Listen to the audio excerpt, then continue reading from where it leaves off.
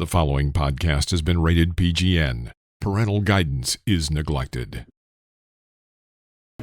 Boy, it's been a long time since we've had a little father-son chat. I am your father. Father, if you can hear me, I failed. Don't let your mother smell that beer on your breath. She'll take it out on me. I'm here with my dad. I know what you're gonna say, son. And you're right. You're right. Who is your daddy and what does he do? I've abandoned my boy! Hey everybody, it's the PGN podcast. Parental guidance is neglected. The only podcast, and I'm standing by that, of two generations, father and son, talking movies, making movies, being in movies, seeing movies, hearing about movies, trailers of movies, movies in development, and then anything else that comes up. I'm Regan Burns. This is my son Jackson Burns. I haven't even spoken to Jackson yet today, except via a couple texts. I raced home, and now hearing, I gotta get rid of that J.J. Abrams sunflare there in the background. I hate that. That'll annoy me. How are you this morning, buddy? How did you sleep? You've been working very hard this week. I slept well. You know, I'm ready to record. I'm ready to get into it. I've got a lot of thoughts. That was me. Wow. There was no masking that. We can edit that in post. That was no disrespect to you or any of our listeners. I'm trying to figure out how to proceed with this podcast after that. I'm doing good. I'm like I said, we watched a lot of interesting movies this week, and I'm very curious to hear what you have to say about each of them. I think I've been waiting. This has been a very, I don't know. I'm just interested to hear what you have to say this week. It's one of those weeks. It's not so black and white. Jackson is home for the summer. He's working technically 3 jobs. He's got 2 regular man jobs, and then he's also doing some production work on some commercial shoots. First off, we teased it, but congratulations, Jackson. I am so super proud of you for your first day of professional work. It was on a commercial for what? Thank you. I think we can say, as long as we don't disclose what's in the commercial. What was the commercial for? Nope, I cannot say. I signed an NDA. Can't. Oh, so an NDA. I'm not going to even try to accidentally You're not gonna spare burn that bridge? I'm going to try not to burn that bridge. So I'll tell you what. Instead of saying what the commercial was, why don't you just mime out the action in the commercial, like with no dialogue? Just do a full. Just stand up in the background and just take us through shot by shot of what we'll be seeing on the air. I would, but it's just I have to get up and it's a whole thing. Yeah, I know. That's the thing about NDAs. Yeah, I believe this week you're working on another commercial shoot. Is that correct? That is correct. Yeah. Am I on a time delay over there? Because I feel like your dialogue's getting. You are cutting in and out like it's no one's business. I am having a hard time even pacing together what you're saying. I'm gonna be honest. You're actually cutting in and out too. So should we just? Why don't we both leave and come back real quick? We're gonna leave and come back, and then you're gonna be able to edit this, or do we have to start the whole damn thing over again? Because I had a huge opening about movies. Nope, I'll edit it. You sure? I'll edit it. Don't worry. Okay. Yeah, it'll get put together. Don't worry about it. Okay, so we're gonna. Okay, so here, right, the clean edit is going to be right here, and unedit. So how long did that take us to go? Movie magic. I mean, for the viewers, it took less than a second. For us, a little longer. It's now Friday. That's how long it took us to straighten this out. We've now gone a full week. A time jump all the way to we decided to put on the same clothes. We were talking that you're working on a commercial this week as well. Isn't that correct? But you got like multiple days. How many days you got on this? Like 3, 4, 17? What are you on here 5. for? 5 days. 5-day shoot, yeah. Wow. That's epic. I wonder, I know you don't know, you may not even know. It's got to be a campaign, right? It's got to be more than one spot. It's got to be a bunch of spots. You would think. I don't know. Don't know. Look at that. And we'll find out. Only time will tell. Yeah. Then we'll have stories from the set. I guess we'll have stories from the set once they're running, right? Then you could have stories from the set. Then you could tell us all the dirt. Yeah, I don't want to. I'm not gonna. Who was sleeping with who? The beans. That kind of thing. Yeah. Yeah. Of course. Yeah. Yeah, I don't want to tip the hat or anything, but we can't say directors or anything like that. But I'm just gonna say their last name rhymes with Eilderg. No. Put the pieces together, folks. Yeah, no, it wasn't Steven Spielberg. Could you imagine? You ever see that 1 hour photo spot that Scorsese did? No. 1 hour photo spot? No. Where it was like an older commercial for like I don't remember what it was. It was like some film development company that he shot, right. And it was like Scorsese coming to pick up his photos after they get developed, and it's like of his nephew's birthday party. And he's like, "Oh, this is gonna work. This is gonna work. Where's the narrative? Where's the narrative?" And he's doing like a whole bit. It's funny. I actually do. It's a funny spot. I was thinking that it was at a spot that he directed, and he might have directed that. I don't know. Did he direct that? I think he did. I think he directed that one as well. I think it was both. Look at that. Directed it and in it. That's weak. Parental guidance. Same thing with Taxi Driver, I guess. Yeah. I don't know. Has he really done that many good films? Best Scorsese movie? Best Scorsese movie, in my opinion? That you've seen. You haven't seen I have not seen enough to even, I think, have a valid opinion. I haven't seen Raging Bull yet, so I don't have enough to form a basis, I don't think. How have you not... If I hadn't seen it like 15 times already, I would pick that as the movie that force you to watch when it's my turn. I'll get to it. It's on my list. All right. Speaking of movies that we're forced to watch, we got forced to watch The Stupids a couple weeks ago. That was your guys' choice. Look at Jackson rushing to find his list now. So you never know where my mind's going. I just realized that I forgot to pick my movie for the week. So okay. I'm just doing that real quick right now. This is probably... It's okay. Listen, I'm not going to distract from anything. No. We're going to get to it. If you're watching on YouTube, you know why he's frantically typing right now, because it is his week to pick a cult movie, a classic movie, an award-winning movie, something that he desperately wants both of us to watch that neither one of us have seen. Now, if I've seen it, I will veto it, and he'll have to go to the next one on his list. And I have no idea what he's going to pick. Movies in the past have included Enter the Void. And to be honest with you, I don't remember any others than that, because that one I hold with such high esteem that all other movies selected I picked.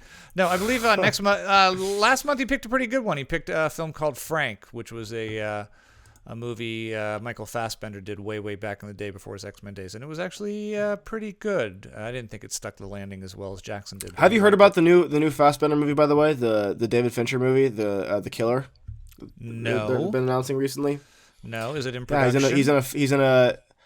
It's all. I think it's almost. It's.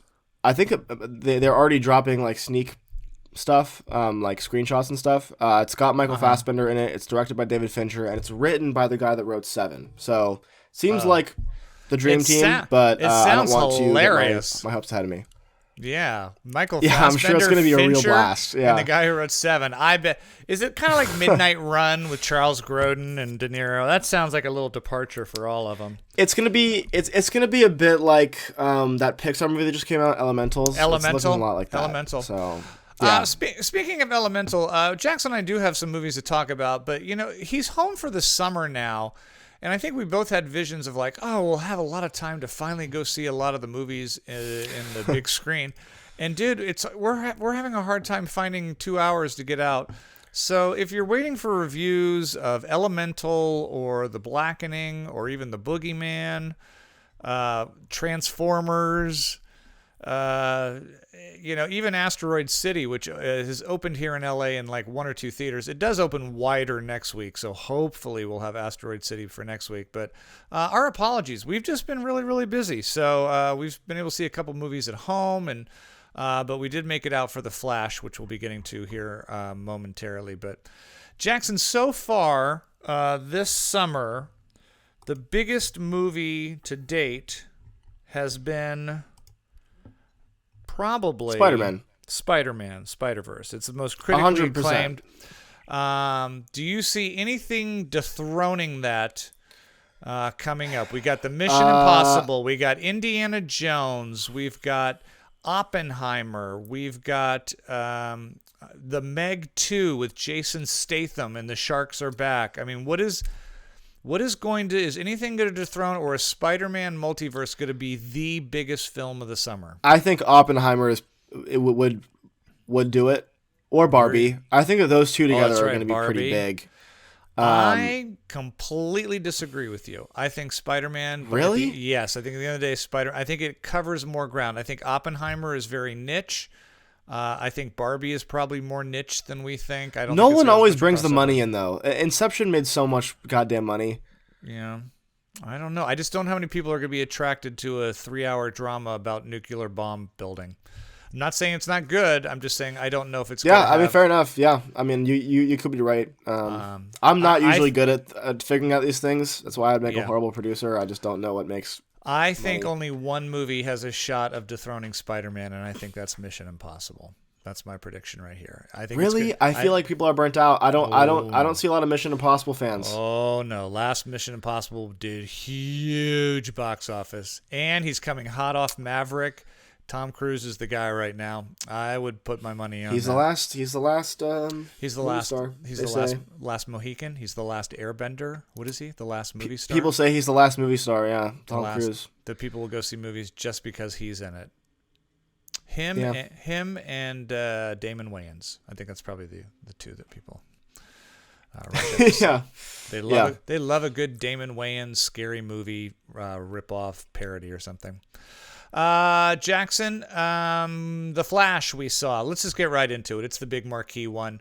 Jackson, I did make it out. We actually saw it on opening night, but it's been out there for a little while. The critics have been mixed on it. Audiences have been a little more favorable.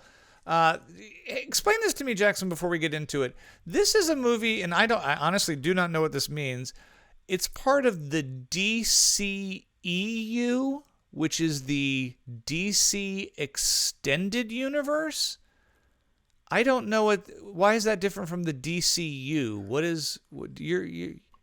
I know my answer is I don't know, but I do know that it's at this moment in time the DCEU is unimportant because this is the last movie that they're doing in it.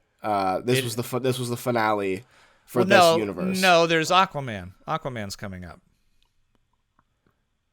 I think, but I think that movie's not going to be. It's like not part of this group.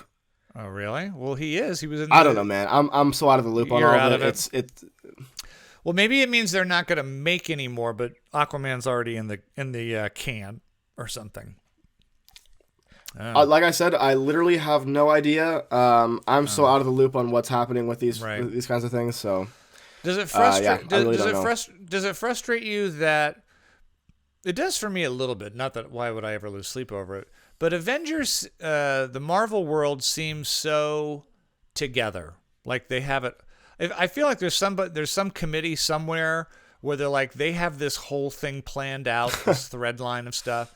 Yeah. DC feels like on the one hand they've got this Joker and the Robert Pattinson Batman thing, but then on the other end they've got this comic Justice League stuff. Like they don't seem to know what they want to do, and everything tone changes so much. But even the Joker movie and the Robert Pattinson Batman are separate because in the Batman there was Barry Keoghan as Joker, so it's like even those two are separate, and it's all a scattered mess. It's all a scattered mess. Yeah, it's like they don't really seem to have. James Gunn's really got his work cut out for him because it's scattered all over the place. Yeah. This was The Flash, though. The Flash, once again, played by Ezra Miller, who he's played the character 2 or 3 times now in Justice League and Batman and versus Wonder Woman, and I don't know, but he's done it a few times now. Directed by Andy Muschietti, who's best known for the It movies. Loved the first It movie. The second one was a bit of a letdown. It also stars Sasha Calle. I don't know how she pronounce it. She's Supergirl. It's no surprise or big reveal that Ben Affleck is not the only Batman in the movie. Michael Keaton is back and probably does most of the heavy lifting as the Cape Crusader. Or is he the Cape Crusader or is that Superman? No. Who's the Cape Crusader is Superman, right? The Cape Crusader sounds like Superman. And then Batman Google is it. the Dark Knight. I'm Googling it. I don't know. God. No, it's Batman. It's Batman's It's Batman. Batman's a Cape Crusader. Oh, look at that. As well as a bunch of people. Michael Shannon's back, but he's pretty much just background as General Zod again, reprising his role from Man of Steel. And unless you're living under a rock, you know there's a whole bunch of CGI cameos in this movie, as well as a few real-life teasers. The Flash is about a 2.5-hour running time. It's definitely a mix of comedy, nostalgia, action, and, I don't know, family drama. What are you whimpering about? Our dog is whimpering. What do you want? Look at here. See this? This is what I'm dealing with. That's Marianne. Good Lord. It seems like they throw just about everything at the kitchen sink on The Flash. I think some of it sticks. I think a whole lot of it doesn't. But before I give my complete review, Jackson, your initial thoughts on The Flash. Okay, I'm gonna split this into two sections, and it's my thoughts on the movie, and then why I'm giving the score that I'm gonna give, because they're different. There's two different reasons. Really? So hold on. Before you do, you're saying that theoretically you could have hated this movie but given it an A, or loved the movie but as a filmmaker gave it an F. Is that what you're teasing here, kind of thing? Kind of. I don't know. I'll just explain. So the movie The Flash, I think it's really telling that we were in a packed theater. Yes. Opening night, and crickets, pretty much, except for I think one kid that was sitting a couple seats down from us that kept clapping the whole time. Yeah. Even the fanfare on opening night wasn't hitting the way that it should have. You know, I was expecting, oh my God, there's Michael Keaton and there's all these characters. Oh my God, there they are, Right. and blah blah blah. Right. But I think a big part of that was that the cameos really were kind of the foreground of the movie, and they felt pretty heartless. I kept thinking back to when we saw No Way Home and how awesome it felt when all those guys came together, and you know, it was like, oh my God, they're having these heartfelt conversations, and the characters feel real, and they're bonding over this built trauma. Yeah. Whereas this was pretty much just like, we'll put Keaton in there, and then we'll I don't know. They don't really do much with this character, and then he's kind of just gone as quick as he came in. Yeah. As for the rest of the movie, I think that Ezra Miller, once again, I'm going to say it again, I feel like he's doing an impression of Tom Holland. I feel like his performance is largely based off of, and even the writing of this movie felt pretty based off of where the Spider-Man character has been taken, especially in Tom Holland's iteration. Mm-hmm. I feel like the comedy didn't really hit for me. There was an opening sequence that felt like it was supposed to be very comedic, and I don't know, the CG was horrible during it, and but with that being said, there were still moments that I liked. I thought that all the effects when he's running super fast were really cool. I like how it does that cool widening thing and how it gets all orange. I don't know. There were some really cool moments. I like the idea of watching the universe spin around him as he's in the circle. Theoretically, there's a lot of cool things that could have happened here, and some of them hit and some of them didn't. But then there's this glaring moment in the movie that I felt was a tough watch, and I've been reading up on it lately, and I think that this movie is setting a really, really dangerous precedent for the future of bringing back dead actors in film. Because not to spoil anything, but there are some people who have been deceased for quite a while who make appearances, not like, cameos where they took scrapped footage and put them into the movie. I'm talking full AI-helped CG recreations of people who really existed and then died before they could ever sign off on this. That to me is really terrifying. Right. To see it happen on such a large scale, and really for nothing more than just some fanfare, and even with the knowledge that I know, the surviving family did sign off on these releases, I think that once again, this is technology that should not be being used in this manner. I don't know, and I don't want to lambast the people that worked on this film. It was clear that a lot of work and effort got put into this, but I felt super uncomfortable, and I don't I don't know. I'm curious to hear your thoughts on that, because I just think that's just... Right. Well, first off, the movie's been out for a week and a half. You can go to IMDb and you can see everyone who has a cameo in this movie, deceased or not. So, it's spoiler alert here if you haven't seen it. We're going to talk some names because, anyone who's really into The Flash has seen it by now. We get CGI cameos, if you will. And I will say that unlike the Star Wars movie where Carrie Fisher died, but they... CGI'd her into the last film. It's different in that she was actually put into a movie CGI and given dialogue and interacted with other people. So we were literally watching a CGI, and she was already a part of the film before they started. And she was a part of shooting it too. But already had committed to doing the thing. Right. But in that movie, she actually was like. That one scared me even more because she was actually a character. She was interacting. There was dialogue. They CGI Helen Slater, the original Supergirl, Christopher Reeve, obviously Superman from the 70s and 80s. They have even the old Superman from the black and white TV show. They've got Adam West from the Batman TV show. They're all CGI'd in, but they don't have any dialogue. So it's pretty much they just kind of swoop into the scene. They don't say anything.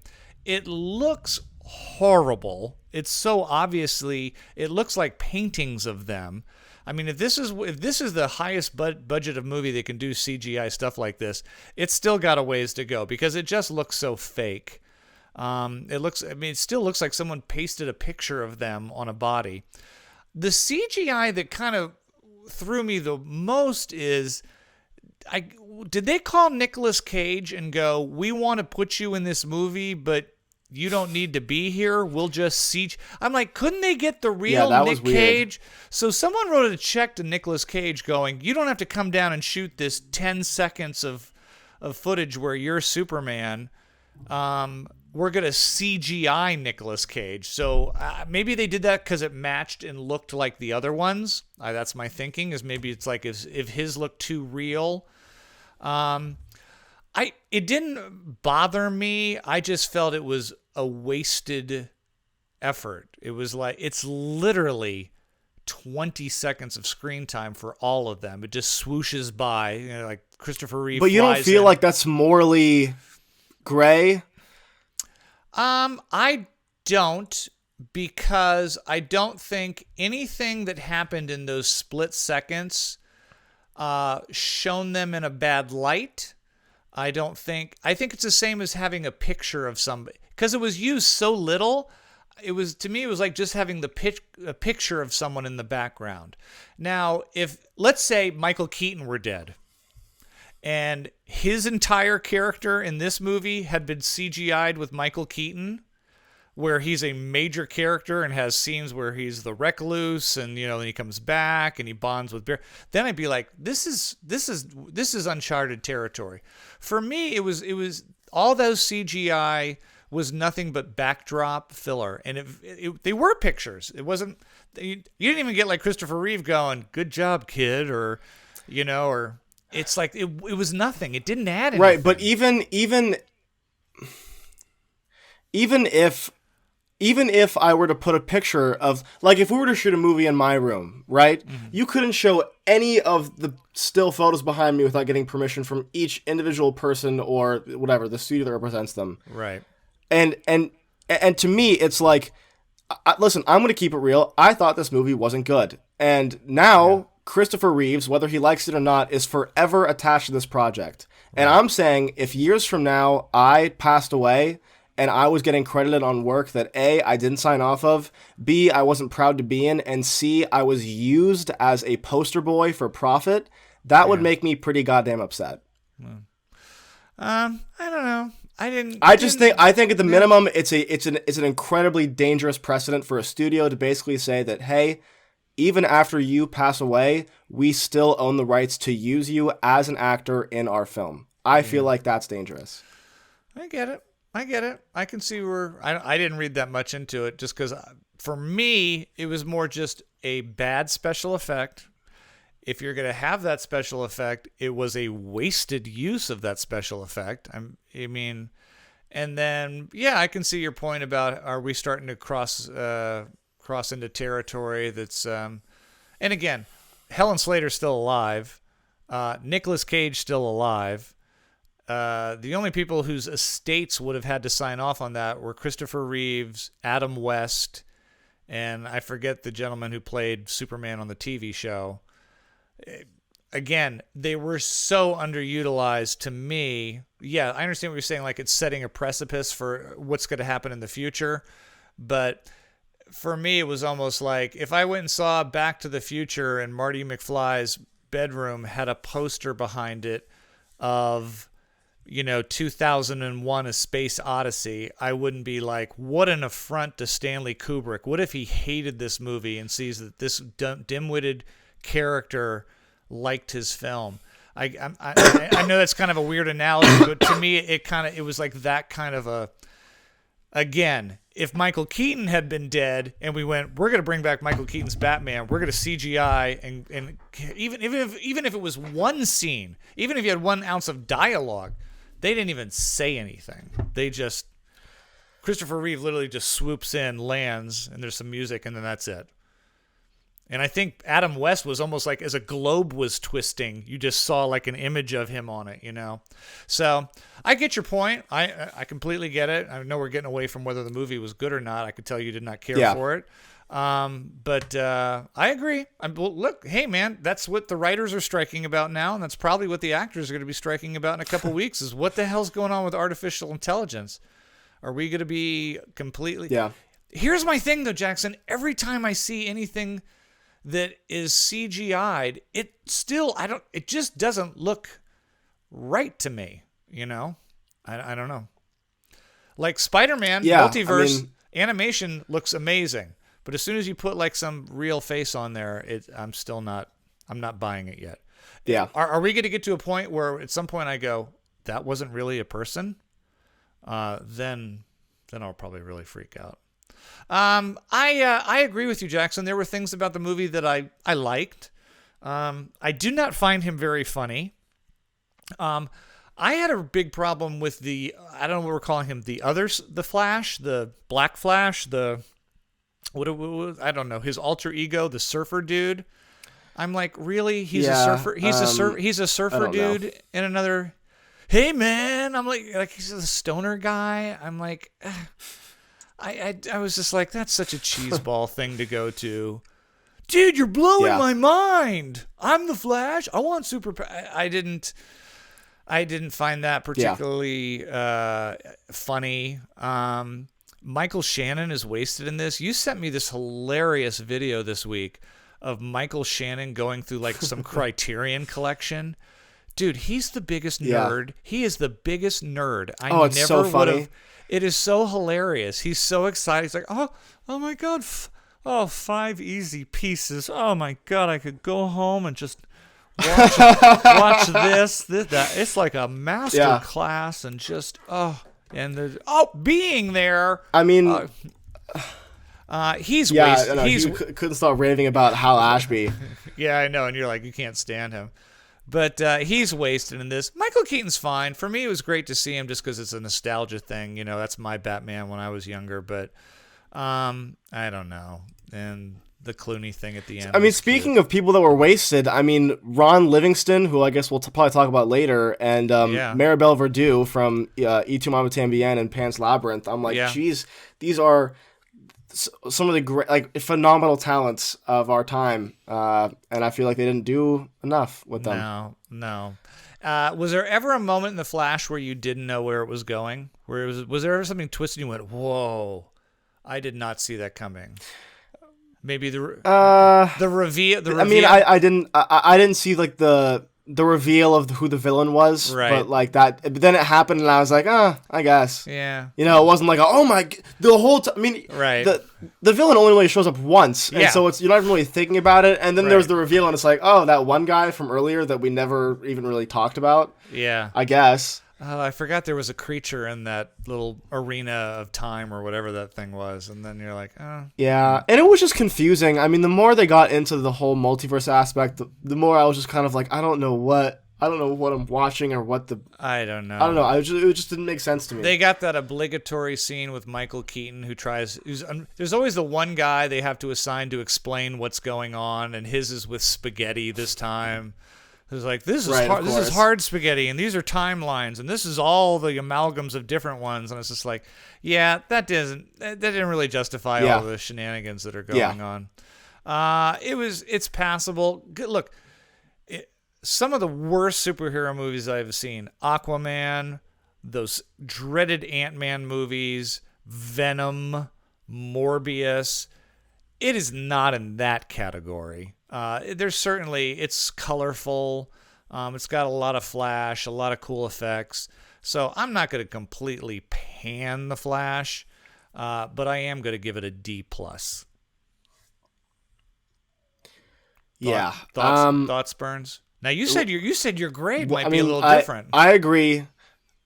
Like I said, my grade is going to be different because once again, you know that I save a specific score for movies that I feel are. And once again, this isn't a slight. If you worked on the movie, I think you did a great job. Right. The decisions that were made by the studio, I feel were morally gray, and for that, I have to give it a 1 out of 10. Wow. 1 out of 10. Jackson, is this going to be the worst? We don't say worst, remember? We don't say worst anymore. Somebody's home. Oh, jeez, the dogs are going crazy. I know. What are you going to do? Is this going to be... What else came out this... I'm trying to think of anything else. We got a long way to go, but...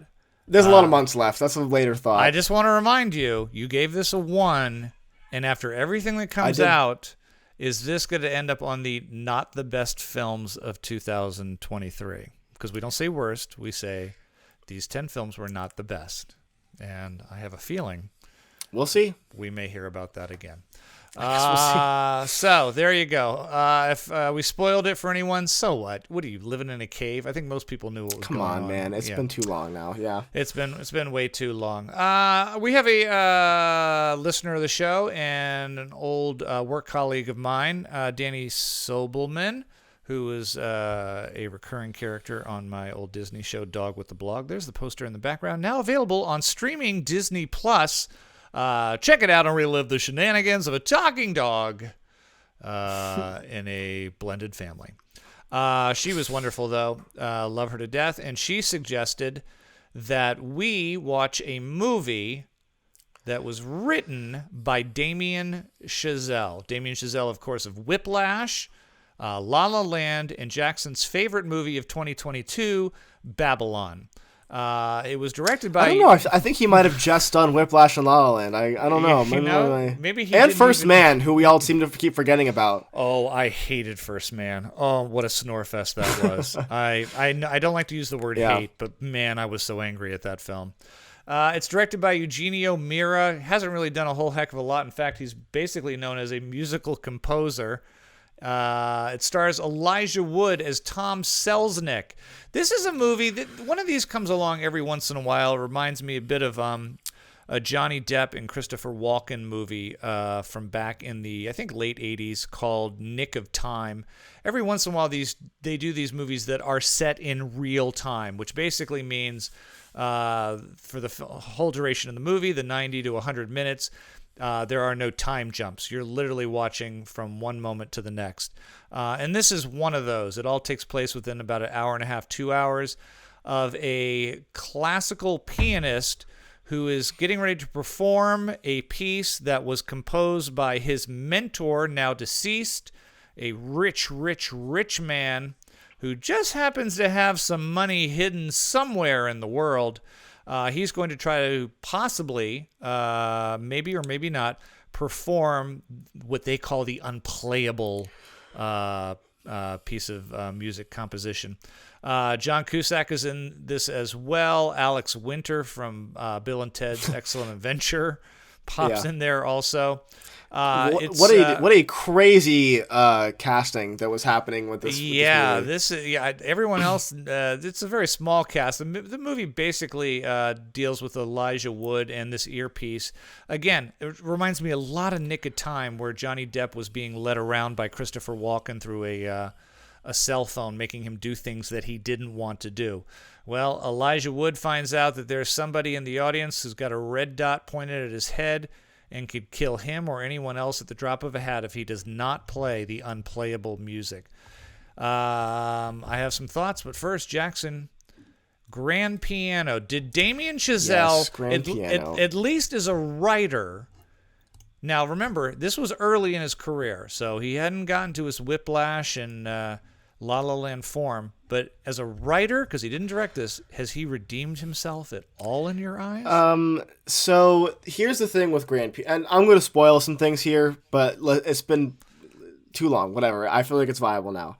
So the whole bit with Grand Piano is that the guy who has the gun pointed to Elijah Wood's head is the locksmith that helped Elijah Wood's mentor hide his money. Yes. And the money is hidden in the piano, and the only way to unlock the piano is to play the last 4 bars of the unplayable song, which is why he needs to, kind of like threaten Elijah Wood into playing this unplayable piece so that he can unlock the piano. Yes. However, my first thought was this. Your first thought was that there's a kind sledgehammer? Hold on, sorry, you totally cut out for me. What'd you say? Oh, I said, was your first thought, where is a sledgehammer, and we could end this movie in about 5 minutes? That was the first thought. What was that? Because at some point during the movie, someone falls on the piano and it kind of just breaks into a million pieces, and I was like, oh, it was that easy. Yeah. The second thing is that, okay, this guy is the locksmith who made the safe where the money is hidden. Yes. Could he not have just made another keyhole? Which basically, when you think about that, the whole movie becomes defunct. Which is what. Listen, this is still a fun movie, and I think that Elijah Wood's good in this. I think that is it his best performance? Absolutely not. But I love Elijah Wood. He's great in Lord of the Rings. He's great in his one small role in Eternal Sunshine. I think he's underused, but I think he's good in this. I think he was miscast. I think he was miscast too. Yeah, I think he does his best for what he's given. Yes. I don't think that's a him problem. No, I don't either. I think there's other people. Better. The thing is too is that you can tell that this movie almost solely takes place in one location. It's almost entirely on this stage. Yeah. And you can tell that they were kind of running out of ideas of what to do with the camera. Yes. Because there's a lot of moments where they just kind of like, what if we just spin it around a little bit or we do a little bit of movement, and it's kind of like, oh my God, we're really doing this. Yeah. So you can literally see their head spinning going, we have to shoot an entire movie on a stage or a piano. I don't think there's an angle they do not shoot Elijah Wood from. There's moving cameras, steady cams, twirling cams. Well, it's not tricks. Like that's the thing is they kind of screwed themselves because if you're making a movie like Reservoir Dogs that's set in one place, it's easy to shoot because there's all these characters interacting and moving and you can follow the movement. Elijah Wood is literally stuck in one spot the entire movie because he's playing the piano. He can't leave. So it's like, oh my God, you did like the one thing you're not supposed to do. I don't know. You know what? This movie I don't think was the best, but it felt like a lot of people's first times. It felt like a first-time director. It felt like a first-time writer. It felt like a first-time DP. And with that being said, I can look at this and go, you know what? For the first time, I don't think this is that bad. You know, it's fine. I didn't love it, but yeah. It's overwritten. It is certainly overshot. Probably overdirected. Overlit. I mean, it's just the lighting is sometimes distracting. You know, I mean, you gotta love a movie that has two guys fighting on the lighting rafters above. How many times have we seen guys in the above and then someone falls to the stage? It's cheese. I'm not sure this is a great movie, Danny. Thank God it was only an hour and a half. It was passable.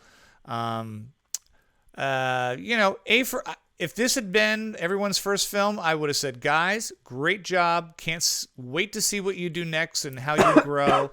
And they obviously, most of them did, because they've all done better work. Yeah. Cusack, Wood, and obviously Chazelle. Grand Piano for me gets a C-.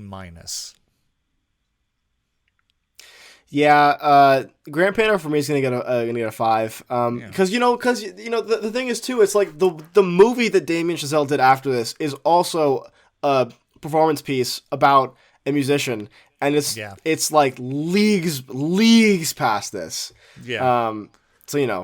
I think that if we look at Damien Chazelle right now and we look at his full body, I think that we can easily say that his most ambitious and visual film is La La Land, and I think his best film is still Whiplash right now at this point, all around.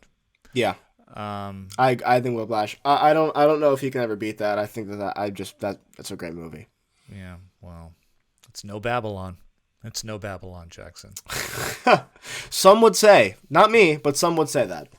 Some would say that. His name's Jackson Burns. He is my son, at least as far as I know, until the DNA test comes back. I am Regan Burns, and every week, 2 weeks, 3 weeks, whenever we get the time, we're on here talking movies just because it's fun for us. If you happen to be listening, that's just icing on the cake. Make sure to leave comments in the boxes, or text us or message us or DM us. You're not going to text. I'm not giving you my phone number. On our Instagram page, PGN Podcast. You can also reach Jackson on Twitter and all those big ones at Jackson N. Burns. I'm at Regan.Burns. And let us know, much like Danny did, a great movie, something we might have missed, an award-winning film, a cult film, something that you snuck upon that you think we would absolutely love. And, of course, even though we have a long list of stinkers, keep sending them in, I guess. I guess keep sending them in, and we'll shuffle through. Hey, how about some more great film? You guys love to send us really crappy movies. How about something you think we haven't seen? Come on, guys. I got like 25. I got like 25 stinkers, and I've got like 5 films. In most people's defenses, a lot of time they suggest a great film, and I've seen it, or Jackson's seen it, or both. So it's a little tougher to find a great movie that we haven't. Every week, of course, we check in with Jackson. Be honest with you, I don't know. Do you have a pretentious art house corner this week? You have been working so much and coming and going, but I don't know. Have you been able to take? Obviously, we're going to talk about Swingers. That's the one I forced him to sit down and watch. I watched. Yeah. I mean, the only movies that I watched. The only movie that I watched this week that wasn't part of either Swingers or one of the ones that we already talked about was a rewatch. I rewatched the original Funny Games, and I've already talked about that. It was great. Yeah. Do you want me to do my pick of the week now, or you want to save that for the end? Jackson, you decide. You're the man. Why don't you tell us? You got one? You know what? I'm going to do it now. Okay. I'm going to do it now because I'm worried you might have seen this one. I have a backup just in case. A backup just in case. Yeah. Okay. Well, first I have off, a backup just in case. Before you reveal the film, tell us your thought process into why you are selecting this film. Like, how did you stumble upon it, or why is it on your list? Yeah. Mm-hmm. This is a director that me and you are both familiar with. Okay. It's written and directed by the same person. But this movie has one of the craziest posters I have ever seen, and every time I see it, I go, God, I feel like I have to watch that now because it's just the funniest, but also like weirdest poster. I want one in my room so bad. I'm gonna guess. I think it's just fantastic. I'm gonna guess. Is it The Toxic Avenger?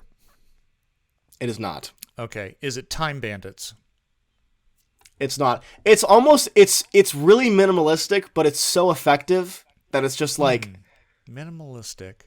It's written and directed by the same person. What decade did this come out? This came out in the late 70s. That's my jam right there. Yeah. I love late 70s cinema. If I said the name if I said the name George C. Scott, would that help? Patton? It's Patton. Nope. It's, Nope. Was he in The Great Santini? Maybe, but it's not that movie. George C. Scott. Airport? Towering Inferno? One of those disaster movies? That can't be it. George, yeah. I probably have not seen this then. Oh, thank God. I'm so excited for this. This is a movie. It's the poster is just it's a picture of George C. Scott with his hands in his head in disrepair, and in quotes it just says, "Oh my God, that's my daughter." This is Hardcore, written and directed by Paul Schrader. Paul Schrader's movie Hardcore. Okay, I have not seen this movie, but I have seen scenes from. I've seen scenes from it. Like. You need to see this poster because I know the poster. It's so good. Yes, I do remember that poster now too. Yeah. Yeah. Am I wrong in saying that Morgan Freeman is in that as well? Pull the cast list up on that. I want to say Morgan Freeman. I'm not seeing his name. George C. Scott, Peter Boyle, Susan Hubley, Dick Sargent. Yeah, maybe not. I'm thinking of another movie, I think, from maybe the 80s that Morgan Freeman was in. Hardcore. This is a movie about a girl who gets into porn. And how her dad... I think it is. I know it is. Yeah. I know the film. I can honestly say I have not seen the thing all the way through. I don't know a lot about this movie, but I do feel like it was a movie that George C. Scott was not particularly happy with after it was done. Like, I think this is one he kind of disavowed. But it's Paul Schrader. Yeah, that could be true. Yeah, now you just watched Paul Schrader's the Ethan Hawke movie about the priest, so you're on First a bit Reformed, of yeah, so you're on a Paul Schrader trip right now. There's and I know that I did pick Mishima in one of the previous weeks, but I feel like after seeing a couple of his movies, they're all so different. I feel like it doesn't matter. I said, there's something about this poster I want it in my room. So that's so funny. Yeah. Did Paul Schrader do Hard 8? Can you verify that with John C. Reilly? No, that's Paul Thomas Anderson. P.T. Anderson. Yeah. Okay, I was just getting my Pauls confused there for a second. I love that movie, Hard 8. All right, interesting. Still, yeah. Are we gonna watch Hardcore with your mom? I think that's the first question. Actually, are we gonna watch Hardcore? I feel like that's gonna be. Are we gonna watch Hardcore with your sister? We'll just look at her the whole time. Yeah, no, I was just gonna say. We'll like, see what happens. You see what happens if you go to the big city. Yeah, this is what happens. You think you're gonna be a dancer, and the next thing, bam. Paul Schrader, a prolific writer. I'm excited for this too. Sometimes a successful film director, sometimes not so much. But he's definitely a prolific writer. I was just gonna say I have not seen George C. Scott in anything except for Doctor Strangelove, and I love him in that. So I'm also very excited to see what he does with this performance too. I think this is a film he did later in his career. This is not a younger George C. Scott. So I think this is when he's kind of a bit gruffer and older and maybe just cashing a check. I don't know. We'll see. Yeah. It's Paul Schrader. You never know. So that's it. No real Jackson pretentious art corner this week, but I believe on my birthday, which was this past week, thank you for bringing it up, Jackson. But when I turned 44, maybe a year or two older. Of course. We talk movies as we always do, and the movie Swingers came up at dinner time, and I said, you know what, that would be a great one to watch. I hadn't seen it in ages. I've seen it so many times. I'm a huge fan of Swingers. I'm the first one to admit that Swingers feels like the first movie that an up-and-coming filmmaker would make, like right out of film school. It seems so autobiographical about this guy trying to be an actor in Hollywood. And it's like you can see Jon Favreau coming to Hollywood, not getting jobs, and going, you know what, I'm just going to write something for myself, and I'm going to write what I know. And what do I know? What it's like to be a struggling actor in Hollywood, and probably living in Hollywood, seeing this lifestyle of these, I'm going to say lovable douchebags, because you know what, they're not bad people. They're just, you know, they're yeah, they're young. They're young. You know that in 20, I could see every character in this movie growing up into the guys in Old School, like 15, 20 years later, where they're married, they have kids, and they're innocent enough, but there's always going to be a little bit of that college frat boy in them. It was directed by Doug Liman, who's actually a really, really good director. He did Tom Cruise's Edge of Tomorrow, which I still say is one of the best science fiction movies out there. He did The First Born Identity, and he did a great little film called Go, really edgy, fun film from the 90s. I love Go. Yeah, he did Go as well. Written by and starring Jon Favreau, who really has not been behind the camera unless he's playing that guy in the Marvel movies that he, most of which he directs. He's basically a director now. And Vince Vaughn, who was kind of his go-to guy back then, and a very young Heather Graham before she hit big in Boogie Nights. I love Swingers. It's a strong A for me. I could talk about 800 different lines and scenes from this movie and all the hats that he tips to, whether it be Reservoir Dogs or Scorsese or just the dialogue of Tarantino. But I forced my son to watch it. Jackson, if you give this thing a low grade, don't pull out this pretentious like, well, you know, it was kind of sophomoric, it was basic. I haven't even said it. I haven't opened my mouth yet. I'm just warning you. I love Swingers. Okay. All right. Okay. Jackson Burns, Swingers. what'd you think? First time. So there, when I think of like what makes a stereotypical student film, I think of like two different genres, right? You have the kids who are like, you know, I just really want to make a difference, and it's like, oh, they're doing like a big metaphor for like, I don't know, anxiety or something, and then you have like, you know, the more like autobiographical, like, oh, I just struggling artist trying to make it in the industry type, and every once in a while, you get someone that does one of those that really hits, and you're like, okay, I see this needed to be made by you, and you made it that way. And this was one of those movies. Good. Thank God. Yeah, this was so...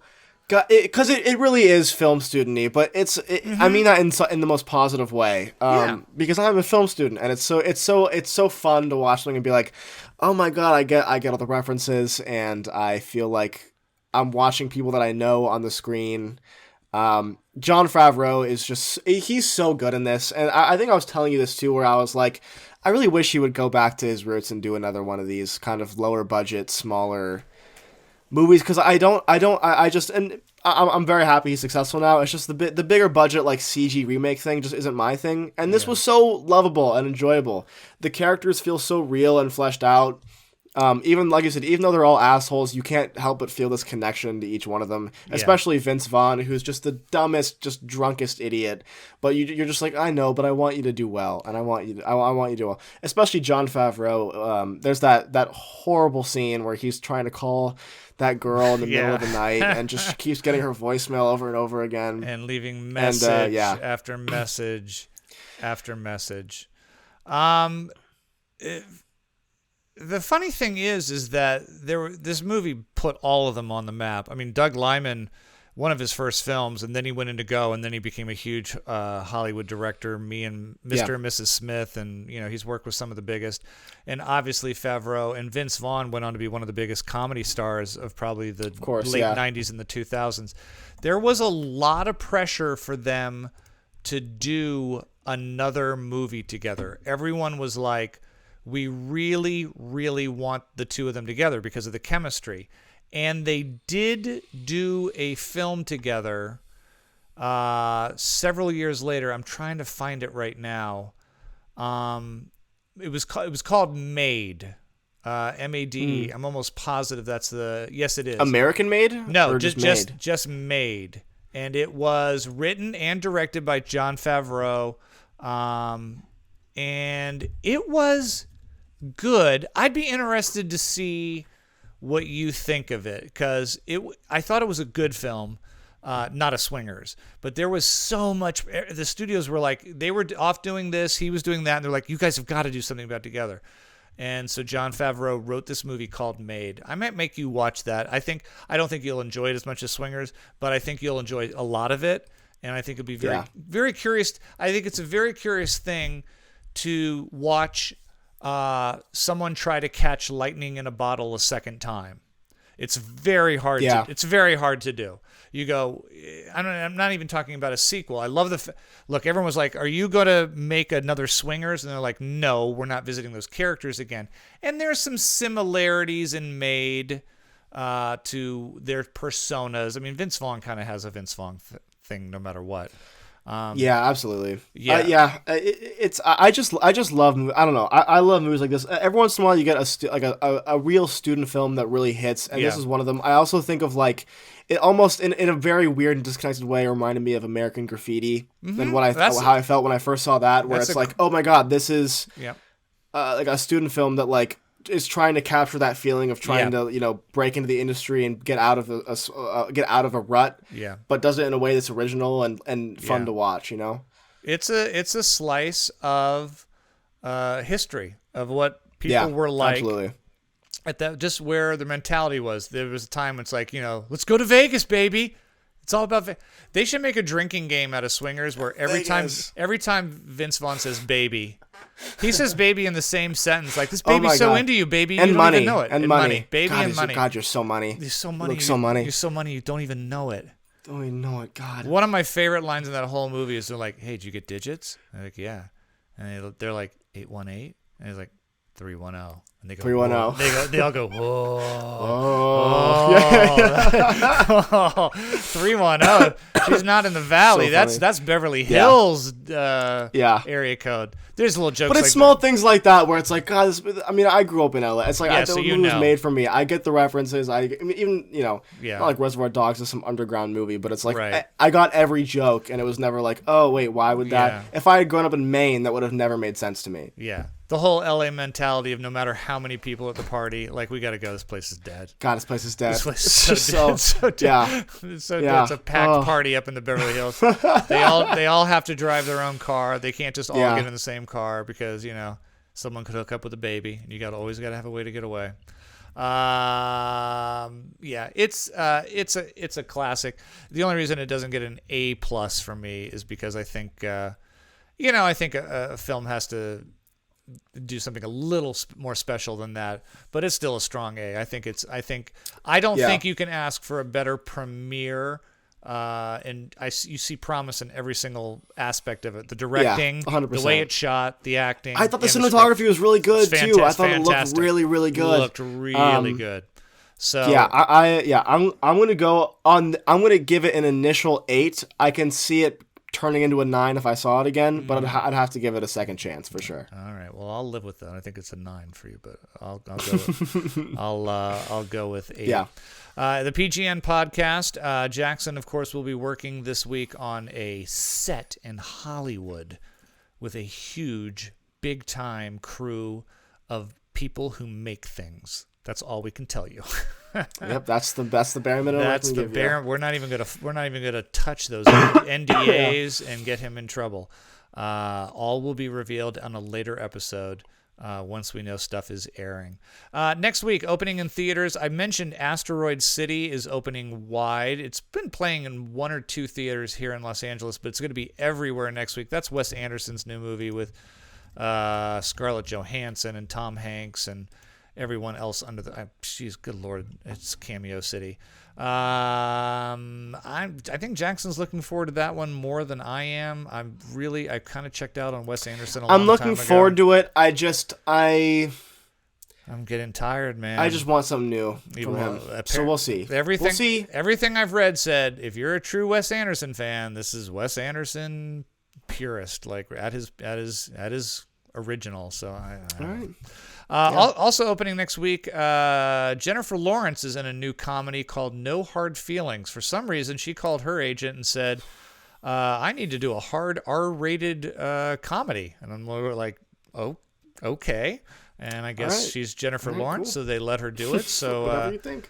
She's joining Matthew Broderick in a movie about a woman hired to deflower their teenage son. We'll see if we can sneak that one in. Also, I mentioned The Blackening and The Boogeyman and Elemental, and I think Jackson and I both still really want to see Past Lives. That's a movie out of Korea, I believe a Korean film that critics are calling one of the best of the year.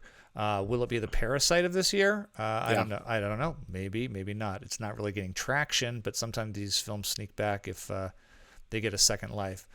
So I don't know when we're back. I don't know. Maybe I'll see a bunch of those films, and then Jackson will listen to me on the next episode talk about them while he goes, that sounds fun. I was on a set until 4 a.m. loading trucks. But I promise you we will be back as soon as we can. Jackson, anything else? Did we cover it all? I think that's it. Join us next week for talks of hardcore and whatever else we have time for and all that. Yeah. When you're on the set, why don't you just tell the line producer, listen, I've really got to be out by 8:00 tonight. I've got tickets for a 9:30 screening of No Hard Feelings with Jennifer Lawrence. Yeah, I'm sure they'll understand. Yeah. Do you think that would go over pretty well? No, go ahead. You know what? You go ahead and get out of here. You go ahead. You know what? I would.